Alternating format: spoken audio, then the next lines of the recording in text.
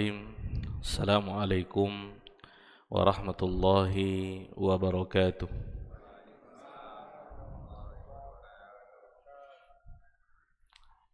Innal hamdalillah nahmaduhu wa nasta'inuhu wa nastaghfiruh wa na'udzu billahi min shururi anfusina wa min sayyiati a'malina.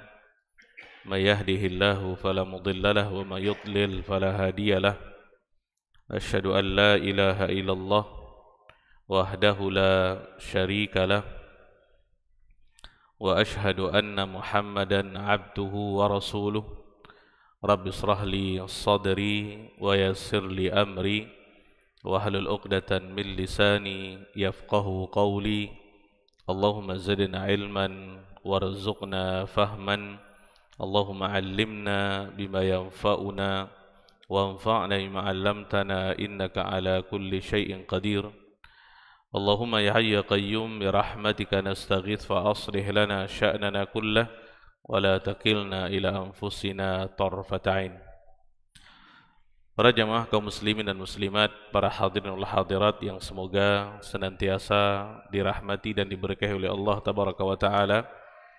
Bersyukur kita kepada Allah azza wa jalla, Rabb yang senantiasa melimpahkan rahmat anugerahnya kepada kita, sehingga di kesempatan kali ini Allah tabaraka wa ta'ala kembali berkenan untuk mempertemukan kita dalam sebuah majlis ilmu. Kita berdoa kepada Allah tabaraka wa ta'ala, semoga kita semuanya diberikan oleh Allah azza wa jalla ilmu yang bermanfaat dan juga diberikan kemudahan dan taufik untuk senantiasa mengamalkannya. Amin ya rabbal alamin. Selanjutnya, salawat dan salam semoga senantiasa tercurah kepada baginda Rasulullah sallallahu alaihi wasallam. Allahumma salli ala Muhammad wa ala ali Muhammad. Semoga salawat dan salam tersebut juga tercurah kepada keluarga beliau, kepada istri-istri beliau ummahatul mukminin, kepada anak-anak beliau, kepada para sahabat radhiyallahu anhu majma'in, dan orang-orang yang senantiasa istiqamah di dalam mengikuti sunnah-sunnah Nabi sallallahu alaihi wasallam ila qiyamis saah. Para jamaah yang dimuliakan oleh Allah tabaraka wa taala, kita lanjutkan kajian rutin setiap Jumat pekan ketiga. Kita membahas masalah tauhid dan akidah. Ini adalah lanjutan daripada pertemuan yang lalu tentang rukun Islam. Kita sudah terangkan dua, yaitu bersyahadat dan juga mendirikan salat pada pertemuan yang lalu. Di pertemuan yang singkat ini kita akan membahas sesuai dengan ilmu dan waktu yang ada tentang masalah rukun yang ketiga, yaitu menunaikan zakat secara singkatnya. Para jamaah yang dimuliakan oleh Allah tabaraka wa taala, zakat seperti kita ketahui adalah rukun Islam yang ketiga. Dalam sebuah hadis muttafaqun alaih, hadis daripada Abdullah bin Umar, Nabi sallallahu alaihi wasallam mengatakan, "Bunyal Islamu ala khamsin, syahadati an la ilaha illallah wa anna Muhammadar Rasulullah wa iqamis shalah wa ita'iz zakah wa hajjil bait wa shaumi Ramadan." Islam dibangun di atas 5 pondasi. Yang pertama adalah bersyahadat bahwasanya tidak ada ilah yang berhak disembah selain Allah, bersaksi bahwasanya Muhammad adalah utusan Allah. Yang kedua mendirikan salat. Yang ketiga menunaikan zakat. Yang keempat berhaji. Yang kelima berpuasa di bulan Ramadan. Ini hadis dalam muttafaqun alaih. Dan zakat hukumnya adalah wajib. Ya, zakat secara umum hukumnya adalah wajib. Dalilnya yang kita baca tadi, ya, karena dia adalah pondasi daripada pondasi Islam. Seseorang yang meninggalkan zakat, seseorang yang enggan membayar zakat, kemudian dia tidak meyakini kewajibannya, maka ulama sepakat mengatakan dia murtad, dia keluar daripada Islam. Jadi enggan membayar zakat dan dia juga menentang kewajibannya. Dia mengatakan tidak wajib, sehingga dia tidak mau membayar zakat, apakah zakat mal ataupun zakat fitrah. Maka ulama sepakat mengatakan dia keluar daripada Islam. Ya, ini bisa kita lihat di dalam Al-Quran, ya, di dalam surah At-Taubah, ya, tentang kisah orang-orang yang memerangi Nabi Shallallahu Alaihi Wasallam. Di situ Allah mengatakan, fa in tabu wa aqamus shalah wa atawuz zakah fa ikhwanukum fid din. Jadi ketika mereka bertaubat, mendirikan salat dan menunaikan zakat, maka Allah mengatakan fa ikhwanukum fid din, mereka adalah saudara-saudara kalian seagama. Ya, mendirikan salat dan menunaikan zakat. Berarti kalau mereka tidak menunaikan zakat, berarti mereka bukan saudara kita se-Islam. Sangat tegas dalilnya yang menerangkan hal ini. Kemudian seseorang muslim, dia meyakini kewajibannya, dia tahu zakat itu adalah wajib, tapi dia tidak mau membayar zakat. Maka ini adalah orang-orang yang terancam dengan azab daripada Allah Tabaraka wa Ta'ala.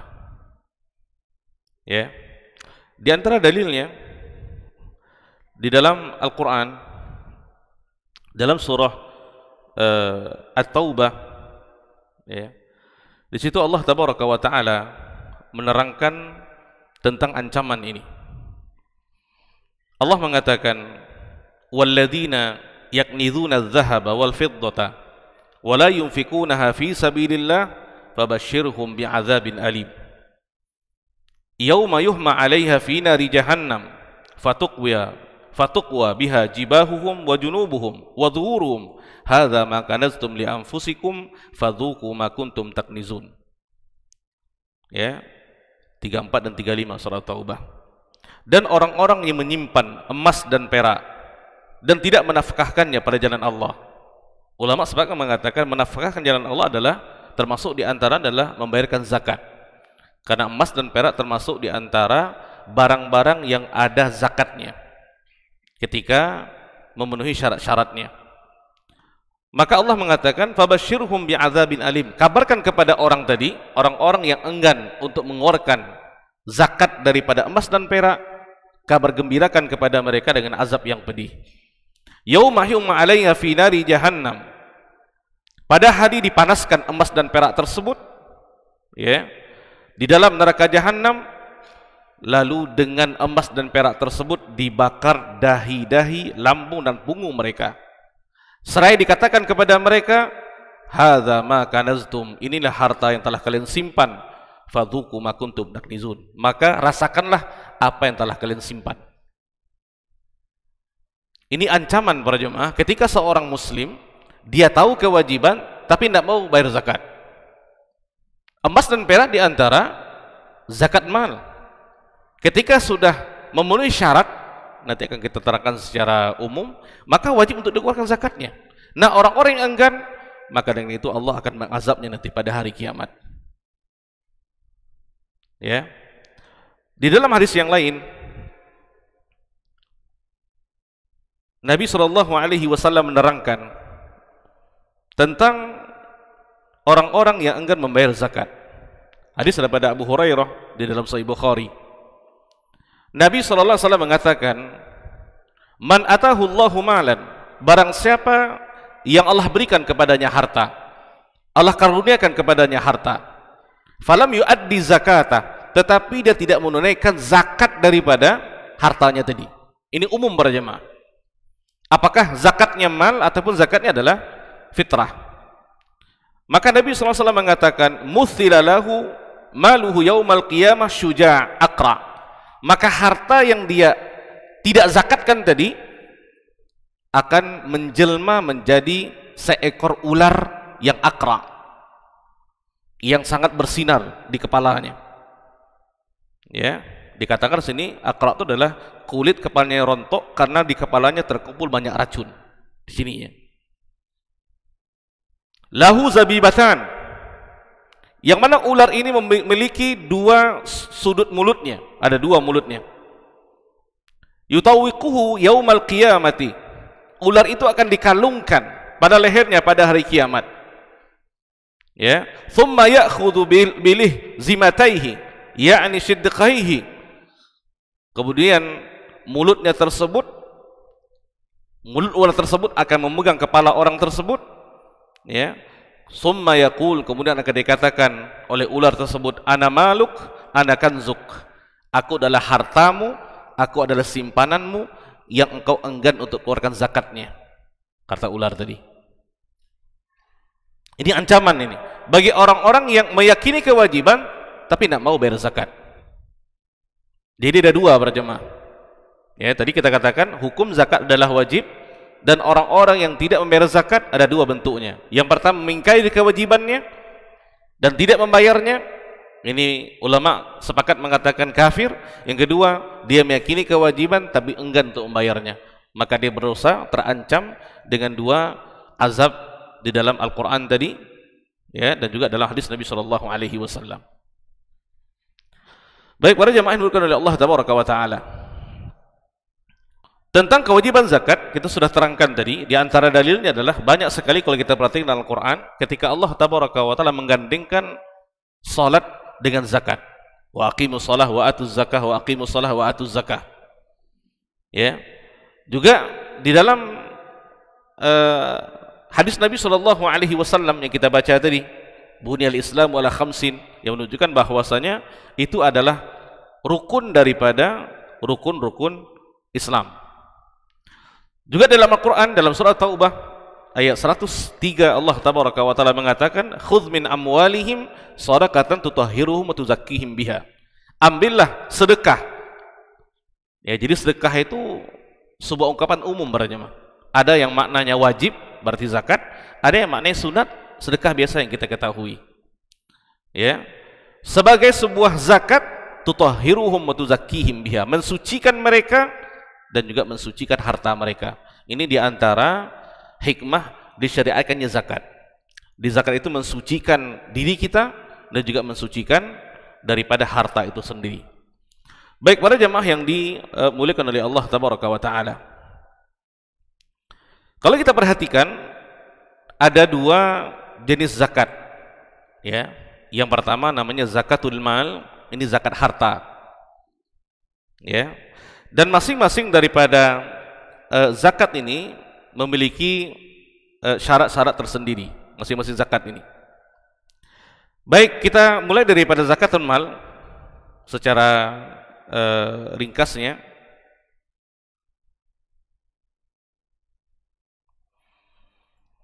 Para jemaah yang dimuliakan oleh Allah Tabaraka wa Ta'ala, syarat zakat mal, ya, dia ada dua. Dia ada syarat kepada orang yang membayarkannya, kepada orangnya. Yang kedua, zakat mal terkait kepada barangnya. Jadi pertama adalah kepada orangnya, yang kedua adalah kepada hartanya, maksudnya. Ya.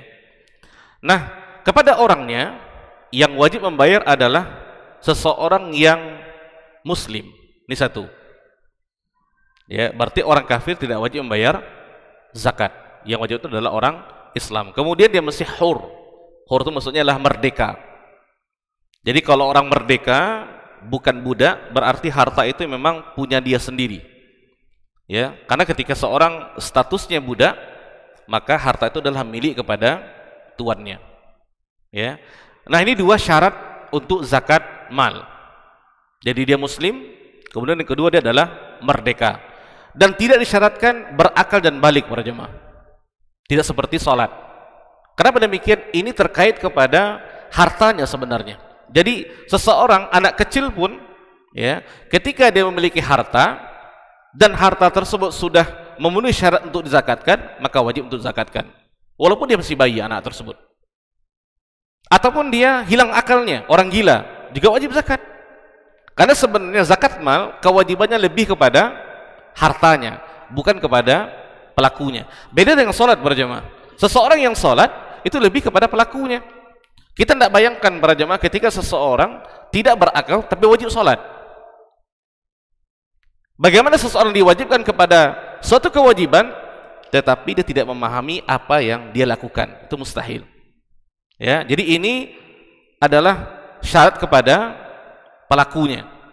Ya, artinya kepada orang yang memberikan zakat tadi. Dia tidak harus dewasa dan dia tidak harus berakal.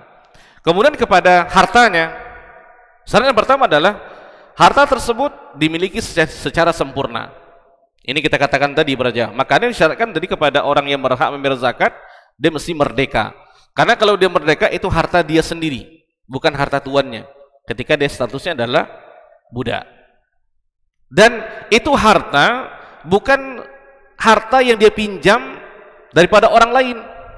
Bukan. Tetapi memang hak milik dia sempurna 100%. Ya, jangan sampai nanti kita pinjam barang orang kemudian nanti kita zakatkan. Itu tidak boleh. Kenapa? Itu bukan punya kita. Yang kedua, harta tersebut adalah harta yang berkembang. Nah, makanya kalau kita punya mobil berjemaah itu tidak ada zakatnya. Kalau kita punya rumah itu tidak ada zakatnya. Tetapi kalau mobil itu kita sewakan atau kita buat bisnis, itu ada zakatnya, berarti dia berkembang. Tapi zat mobilnya itu tidak ada zakatnya. Juga rumah seperti itu. Rumah tidak ada zakatnya, tapi ketika rumah itu kita sewakan, berarti ada zakatnya, dia berkembang. Nah, ya. Baik, kemudian yang ketiga, harta tersebut telah mencapai nisab. Nah, masing-masing harta ini berjamaah ada nisabnya. Ya, harta yang wajib untuk dizakatkan tadi. Nah, ketika sampai nisabnya, maka wajib untuk dibayarkan zakat. Ketika tidak sampai nisabnya, maka tidak wajib untuk dibayarkan zakat. Kemudian yang keempat, telah mencapai haul.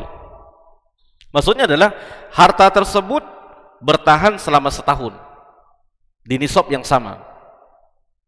Itu haul namanya. Ya, haul itu adalah perputaran selama setahun. Kemudian yang kelima, harta tersebut merupakan kelebihan daripada kebutuhan pokok. Jangan sampai kita berzakat, ya, tapi kita nanti mengemis. Itu jangan. Nah, ya, ini 5 syarat kepada harta. Tadi 2 kepada yang membayarkan zakat, pelakunya, sedangkan 5 ini kepada hartanya.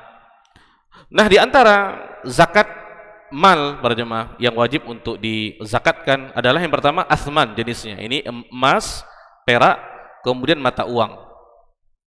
Ya. Emas, perak, kemudian juga mata uang. Nah, seperti kita ketahui kalau emas itu nisabnya adalah 85 gram emas murni. Berarti kalau kita ingin tahu berapa nisabnya dengan rupiah, dikalikan dengan 1 emas di hari itu, dikali 85 gram, berarti kita dapat nanti kalkulasi daripada rupiahnya. Berarti kalau sebegitu hartanya wajib untuk dizakatkan. Kemudian perak dia adalah 200 dirham, dia 595 gram, itu nisabnya. Dan masing-masing daripada emas ini dan perak itu dikeluarkan 2,5% daripada emas yang kita miliki. Termasuk emas yang kita simpan para jemaah, itu juga wajib untuk dizakatkan. Ya, menurut pendapat yang rajih di antara kalangan para ulama. Kalau kita adalah seseorang yang punya toko emas, ya, berarti di situ ada 2 kemungkinan. Emas tersebut kita zakatkan dengan zatnya, atau emas tersebut kita zakatkan dengan zakat perniagaan.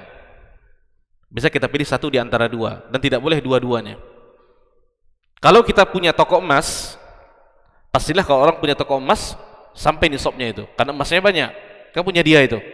Ya. Nah, sekarang dia punya 2 pilihan para jemaah. Apakah dia mau zakatkan menurut emasnya, zat emasnya karena ada zakatnya, atau perdagangannya? Ya. Dan tidak boleh dua-dua. Kalau dua-dua habis hartanya nanti. Jadi dia memiliki 2 pilihan untuk mengeluarkan zakat tadi. Yang terpenting dia harus mengeluarkan zakatnya. Tentu hitung-hitungannya berbeda di antara zakat emas dengan zakat perniagaan emas. Tapi tetap dikeluarkan 2,5% daripada harta tersebut. Dan ini para jemaah, zakat emas dan perak ini itu dikeluarkan setiap tahun. Ya, setiap tahun dikeluarkan. Kalau sampai nisab, kemudian nisab tersebut bertahan selama 1 tahun, haul namanya, maka wajib untuk dikeluarkan setiap tahunnya. Kemudian juga di antara zakat mal yang wajib dikeluarkan adalah hewan ternak, ya, unta, sapi dan kambing. Tidak termasuk ayam dan binatang ternak yang lainnya. Tetapi kalau binatang ternak tersebut kita jual, berarti ada zakatnya. Tetapi zat daripada hewan adalah 3 tadi. Dia unta, kemudian juga sapi dan kambing. Ya, dan itu ada hitung-hitungannya. Itu diterangkan secara detail di dalam kitab-kitab fikih. Ya, jadi kalau kita berternak kambing, mungkin kalau unta tidak sesuai di iklim kita Indonesia. Yang sesuai adalah sapi dengan kambing, dan ada hitungannya dan wajib untuk dikeluarkan zakatnya. Karena juga di antara yang wajib dikeluarkan adalah zakat pertanian. Kalau kita memiliki sawah, kalau kita memiliki kebun, ya, ini 2 jenisnya. Ada yang sawah diairi oleh air hujan, tada hujan namanya. Ada sawah yang pakai irigasi. Itu beda zakatnya. Kalau dia tada hujan, maka zakatnya 10% daripada hasil panen. Jadi kalau kita perhatikan para jemaah, zakat yang tadi seperti emas, kemudian juga hewan ternak, ya, itu dikeluarkan setiap tahun. Tapi kalau zakat pertanian ini, itu dikeluarkan pas ketika panennya. Itu kalau katakan dalam Quran, wa atu yauma hasadi wa atu haqqahu yauma hasadihi. Berikanlah haknya ketika hari panennya. Nah, ya, maka kita harus mengeluarkan zakat daripada hasil pertanian tadi. Disebutkan oleh para ulama, nisabnya adalah 720 kg. Jadi kalau kita di kampung, ya, kalau panen kan diheler itu, dipisahkan di antara ampas dengan bijinya, dengan biji beras itu. Nah, yang dihitung adalah 720 gram itu, 720 kilogram itu adalah beras murni tadi. Kalau seandainya satu kali panen melebihi daripada itu 720 kilogram, kalau dalam istilah Arabnya 5 wasak, maka dikeluarkan sesuai dengan yang tadi. Kalau dia tada hujan 10%, kalau dia irigasi, ya, melalui listrik ataupun tenaga apa saja, tentu mengeluarkan biaya yang lebih banyak, maka dikeluarkan 5%. Ya. Dan ini harus dikeluarkan zakatnya berjemaah. Tidak ada istilahnya kalau seseorang mengatakan, oh Ustaz, saya tidak tahu Ustaz. Ya harus tahu. Ini rukun Islam. Ya, ini rukun Islam. Nah, juga termasuk di antara yang wajib dizakatkan adalah perdagangan. Apa saja yang kita dagangkan berjemaah, itu wajib dikeluarkan zakatnya. Ya. Nah, zakat perdagangan ini itu banyak macamnya. Intinya adalah setiap sesuatu yang kita dagangkan, yang kita perjualbelikan, yang kita tijarahkan, itu ada zakatnya. Makanya kita harus menghitung para jemaah. Sejak kapan kita mulai berjualan, berdagang? Kalau seandainya yang kita miliki, ya, jadi nanti kalau perdagangan ini, ya, itu yang dihitung untuk sampai nisabnya adalah yang pertama nilai barang dagangan yang ada di toko kita. Yang kedua, uang dagang yang ada dalam laci kita. Kemudian piutang yang diharapkan, orang berhutang kepada kita, yang jatuh tempohnya, dikurang dengan hutang kita kepada orang. Nah, setelah setahun kita hitung, kalau seandainya setelah kita lakukan hal yang tadi, ternyata nisabnya sampai. Nisab perdagangan sama dengan nisab emas tadi para jemaah. Ada yang mengatakan nisabnya emas, ada yang mengatakan nisabnya perak. Itu kalau perak, Pak, zakat perdagangan, ya, 595 gram itu perak, itu sama dengan 6 jutaan uangnya. Ya, itu bisa-bisa nanti saudara kita yang mungkin punya kedai lontong atau apa, itu wajib zakat nanti itu. Tapi ada yang mengatakan emas. Kalau kita anggarkan tadi 850 gram emas dikali dengan emas pada hari itu, mungkin dalam kisaran 50 sampai 70 juta. Nah, kalau seandainya nilai dagangan, kemudian uang yang ada di laci, piutang orang kepada kita, orang berhutang kepada kita, dikurangi dengan hutang kita kepada orang, dihitung semuanya. Kalau seandainya mencukupi, kita katakan zakatnya emas 50 juta, ya, lebih, maka dikeluarkan 2,5%. Tidak ada silah, Ustaz saya tidak tahu ngitungnya. Ya harus tahu. Makanya sebelum berdagang, kalau kita lihat dalam bab muamalah, itu harus memahami tentang masalah fikih at-tijarah namanya. Fikih buyuk namanya. Bahkan para jemaah kalau kita baca dalam buku-buku para ulama, Umar bin Khattab radhiyallahu an ketika beliau menjadi khalifah, Pak, beliau sampai berjalan ke pasar-pasar mencari para pedagang-pedagang yang tidak tahu tentang hukum jual beli. Beliau akan pukul, suruh belajar dulu, baru berdagang. Kenapa? Banyak sekali para jemaah kalau kita perhatikan pemicu di antara perselisihan, pertengkaran, pecahnya ukhuwah Islamiyah itu karena penipuan dalam perdagangan. Tidak paham dengan mana yang halal, mana yang haram. Karena seorang muslim ketika dia berdagang bukan melulu cerita tentang masalah keuntungan para jemaah, bukan. Ya. Maka kita berusaha untuk menjadi seseorang pedagang yang jujur dan amanah. Itu sulit zaman sekarang para jemaah. Nah, orang-orang yang paham fikih ini tidak harus ustaz, Pak. Tidak harus. Yang penting kalau proses pedagang dia harus tahu nih fikih buyuk, dia pelajar dulu nih. Jangan sampai dia nanti melakukan hal-hal yang melanggar syariat. Ya, seperti dikatakan, belilah Pak, ini modalnya 10.000 nih, padahal modalnya 1.000 cuman. Itu berbohong. Atau dia meletakkan barang-barang yang bagus di hadapan, di atas, kemudian tidak bagus di bawah, sehingga orang tertipu dengannya. Ini banyak sekali hal-hal seperti ini. Belum lagi kalau kita lihat kepada pasar-pasar yang sifatnya online. Itu diperbolehkan. Kita nggak tahu, Pak. Kita buka laptop, kita buka lapaknya, di situ banyak, entah itu katalog-katalognya, kita nggak tahu, entah punya dia, entah barang itu ada, entah bentuknya sama, entah harganya, kualitasnya bagaimana, kita nggak tahu.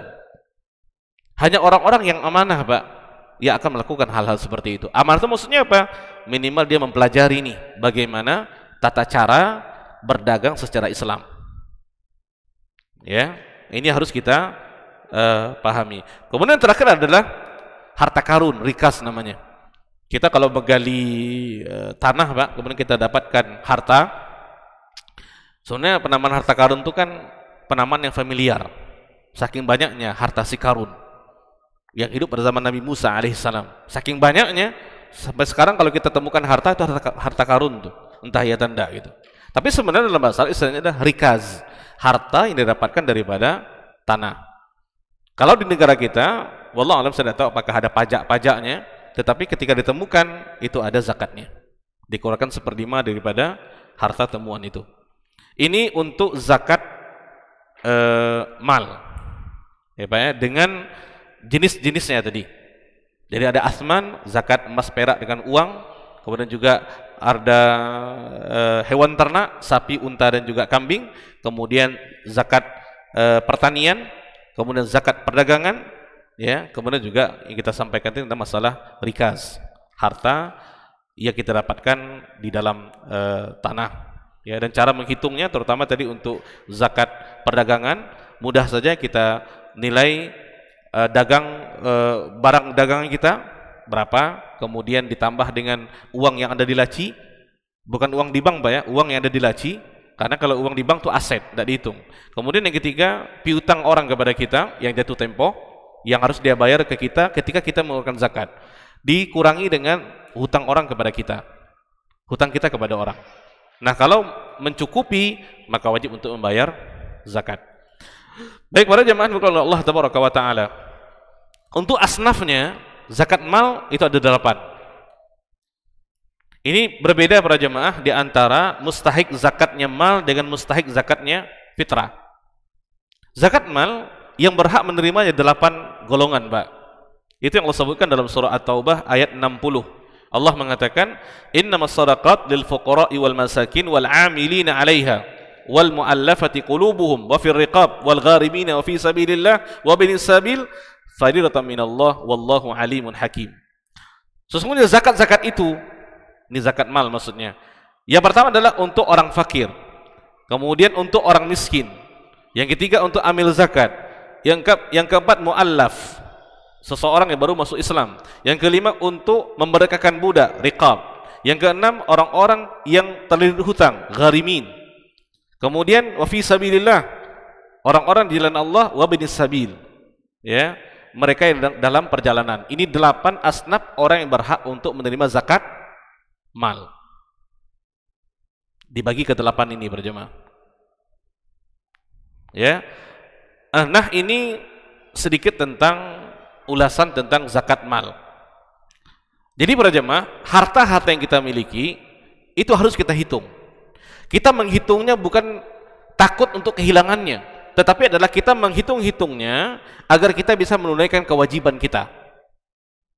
Jangan nanti harta yang kita miliki menjadi beban, pecundang, bumerang bagi kita nanti pada hari kiamat ketika kita tidak bisa menunaikan kewajiban-kewajiban kita. Karena hakikatnya harta tersebut adalah titipan Allah kepada kita, yang Allah sampaikan, yang Allah perintahkan untuk kita menyampaikannya kepada orang yang berhak untuk menerimanya. Itu sangat sedikit berarti 2,5% itu sedikit. Ya. Itu fungsinya untuk kita mensucikan diri kita dan harta kita. Sesempurna manapun kita berusaha untuk berdagang, contohnya para jemaah, pasti ada sesuatu yang tidak betul di situ. Namanya manusia. Nah, pembersihnya adalah itu zakat tadi. Jadi jangan sampai ada di pemikiran kita, ini zakat ini mengurangi harta saya. Tidak para jemaah. Secara zatnya mungkin iya, sedikit, tapi keberkahannya Allah tambah para jemaah. Allah akan menambah keberkahannya. Makanya Allah akan mengatakan, tidak akan pernah berkurang harta dengan sedekah, Pak. Itu keyakinan kita. Akan semakin bertambah dan bertambah nanti. Nah, ya. Baik para jemaah yang dimuliakan Allah tabaraka wa taala. Kemudian zakat yang kedua, ya, yaitu zakat fitrah. Ya. Zakat fitrah ini yang sesuai dengan yang kita keluarkan di bulan Ramadan. Ya, kalau zakat mal tadi dia tidak terkait dengan Ramadan, sampai nisab, kemudian cukup haul, keluarkan, walaupun bukan di bulan Ramadan. Tetapi kalau kita ingin menyesuaikannya dengan Ramadan, itu boleh sebenarnya. Ya, tapi kalau sudah sampai nisabnya, maka kapanpun harus kita keluarkan. Nah, untuk zakat fitrah para jemaah, ini adalah sebenarnya hikmahnya dan untuk mensucikan diri kita, orang-orang yang berpuasa sebenarnya. Karena dia dikeluarkan pada bulan Ramadan. Dan hukumnya juga wajib seperti zakat mal. Ya.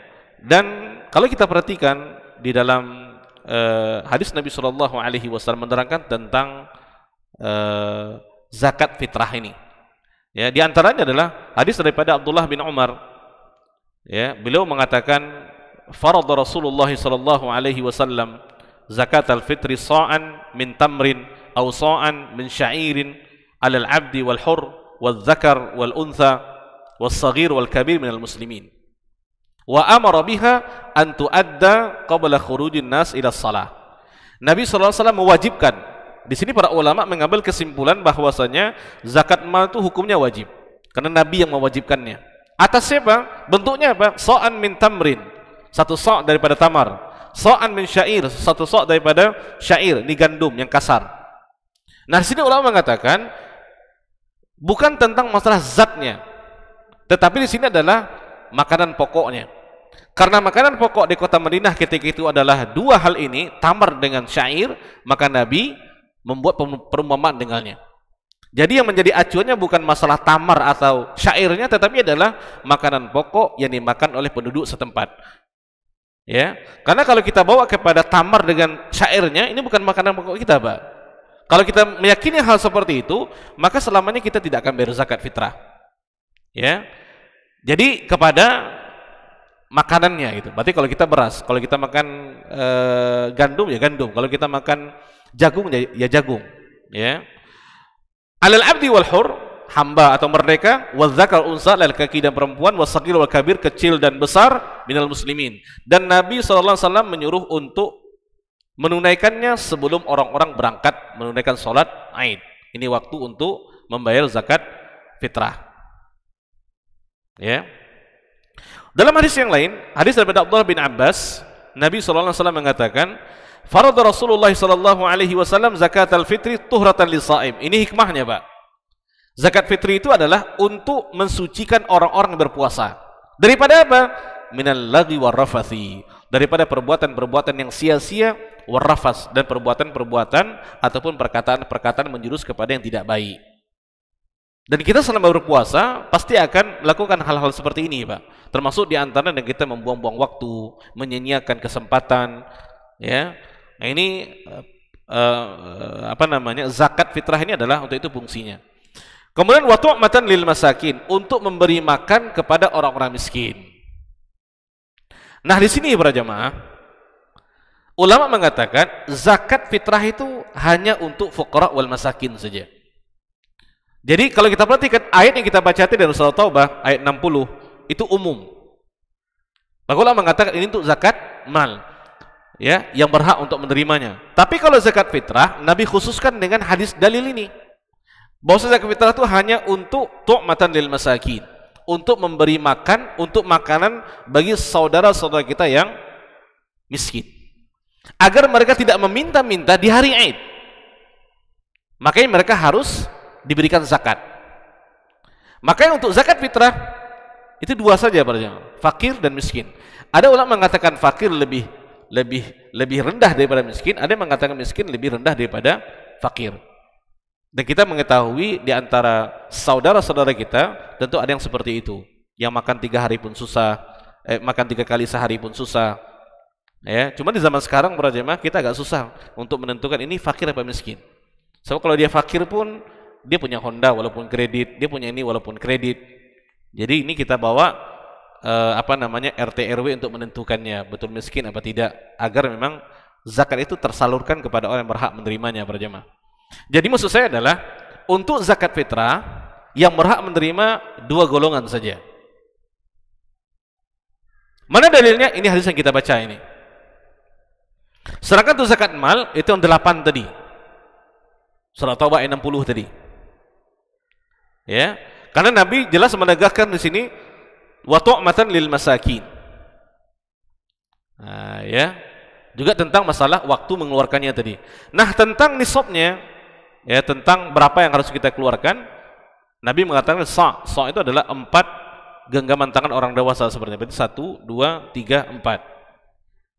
Untuk titik amannya adalah 3 kilo pada jemaah amannya. 2,5 boleh, 2,75 juga boleh. Ya.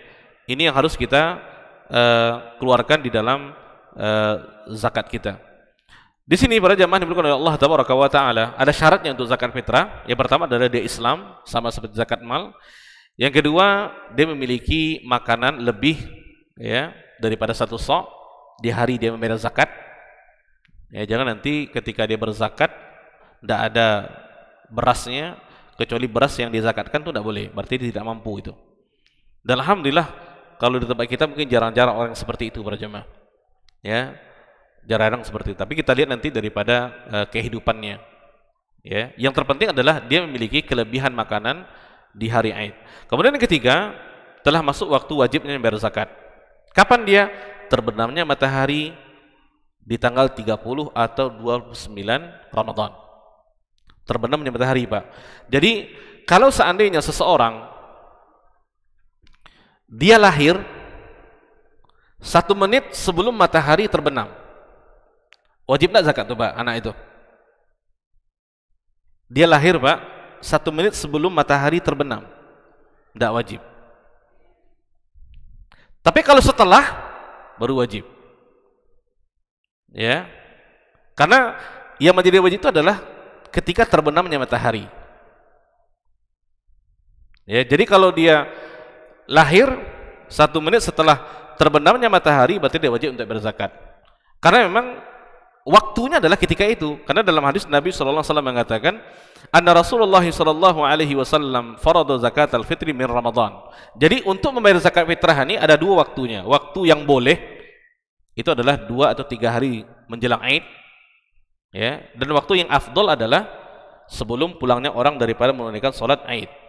Biasanya kalau kita diambil itu tak mungkin di pagi raya Pak untuk kita membiarkan zakat itu. Ya, maka kita harus melihat keadaan dan situasi gitu. Ya. Nah, membayarnya kalau memang seandainya kita melakukan hal seperti itu, maka 2 atau 3 hari, dan itu adalah perbuatan daripada Abdullah bin Umar.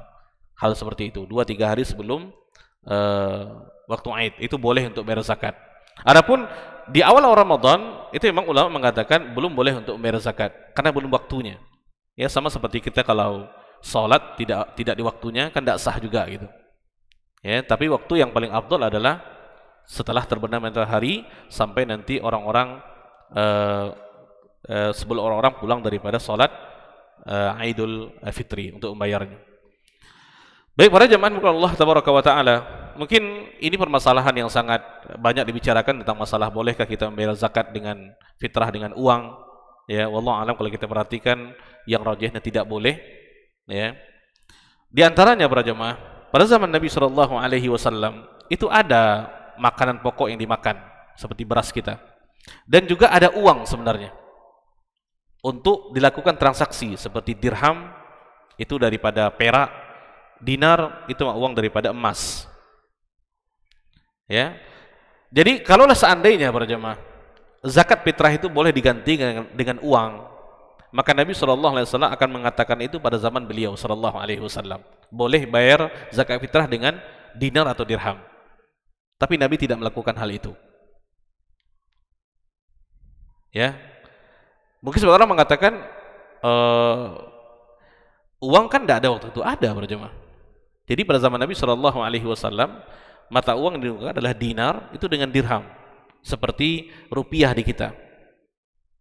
Ya, nah kalau seandainya memang membayar zakat fitrah itu sesuatu yang boleh dengan uang, maka Nabi SAW akan menyuruh hal itu kepada para sahabat.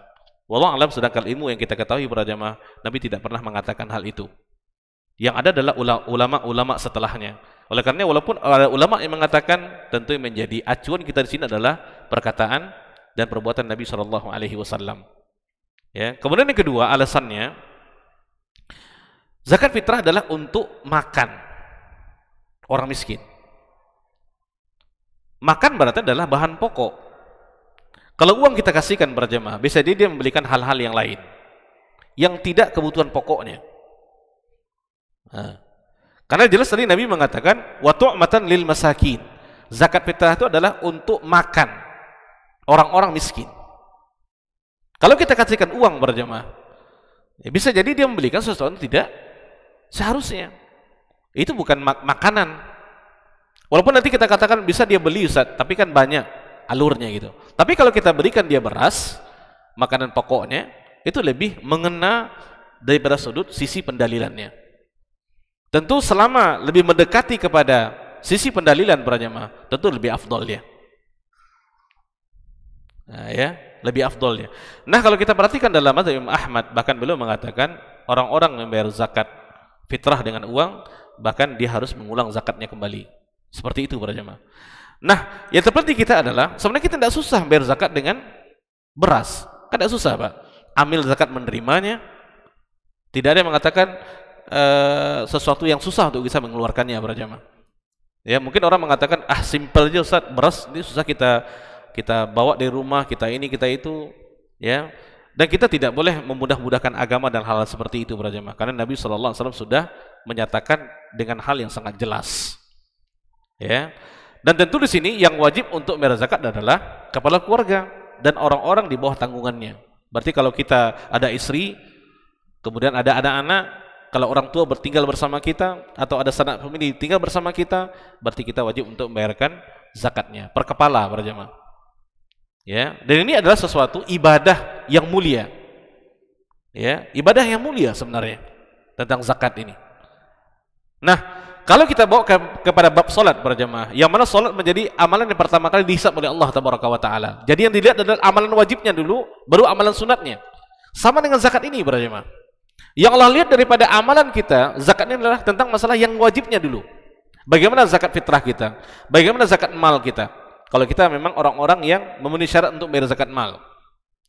Nah, kalau ada kekurangan-kekurangan daripada zakat wajib kita, mal dengan fitrah, baru Allah akan lihat kepada sedekah-sedekah kita berjamaah. Itu akan menyempurnakan kekurangan-kekurangan yang ada pada zakat-zakat kita. Maka dari sekarang kalau kita punya usaha, kita harus hitung. Kita harus tahu, ada buku yang kita tulis gitu. Ini mulai berdagangnya, ini modalnya, ini hasil dagangannya, ini nilai barangnya, harus berjamaah. Dan kita menghitung-hitungnya bukan kita takut untuk hilang. Seperti saya katakan tadi, agar kita bisa menunaikan kewajiban kita. Jangan sampai nanti sudah sampai nisab, cukup haul, kita tidak tahu. Nah, ini kita terancam dengan ayat Al-Quran tadi dan juga hadis Nabi SAW berjamaah. Atau kita punya usaha apa saja, rental mobil kah, sewa rumah kah, walaupun secara zatnya mobil tidak ada zakatnya, rumah tidak ada zakatnya, tapi ketika dia dibuat dalam bentuk usaha, berarti dia berkembang. Nah, kalau berkembang berarti ada zakat yang wajib dikeluarkan. Dan kita mesti hitung sejak awal berjemaah untuk hal-hal seperti itu. Ya, kalau kita mulai di Januari, hitung Januari tahun depan. Untuk kita bisa menghitungnya. Kalau kita ingin di Ramadannya boleh, mulai dari Ramadan sampai ke Ramadan tahun depan. Sehingga kita mengukurkan zakat itu kalau cukup nisabnya pas di Ramadannya. Jadi pahalanya berlimpah, digandakan oleh Allah Tabaraka wa Ta'ala.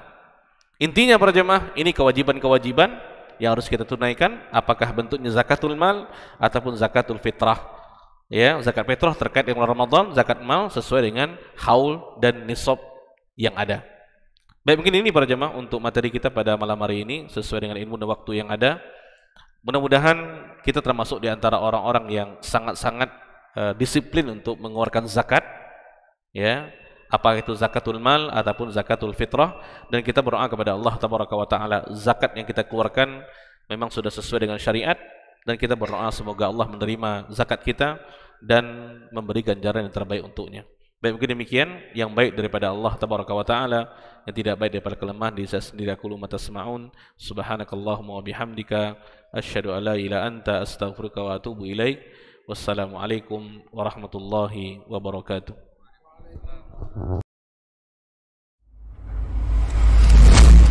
Kalau Umar ini subhanallah, yang diinginkannya itu generasi-generasi luar biasa, orang-orang hebat. Lalu kemudian apa yang dilakukan oleh Umar? Fa'asta'miluhum fi ta'atillah, aku gunakan mereka ini di dalam ketaatan kepada Allah. Ketika kaum muslimin itu memiliki penyakit namanya wahan, yaitu hubbud dunya wa karahiyatul maut, cinta dunia dan takut akan kematian. Lalu Nabi menjawab dengan yang lebih penting. Apa itu? Madza a'adatta laha, apa yang engkau siapkan untuk kiamat itu. Bin Sulaiman tadi, inti yang bisa kita ambil apa? Solehkan diri kita. Solehkan diri kita sebelum mencari rezeki. Karena kalau kita tidak soleh, kalau kita tidak bertakwa kepada Allah Subhanahu wa Ta'ala dalam mencari rezeki itu akan terasa sulit.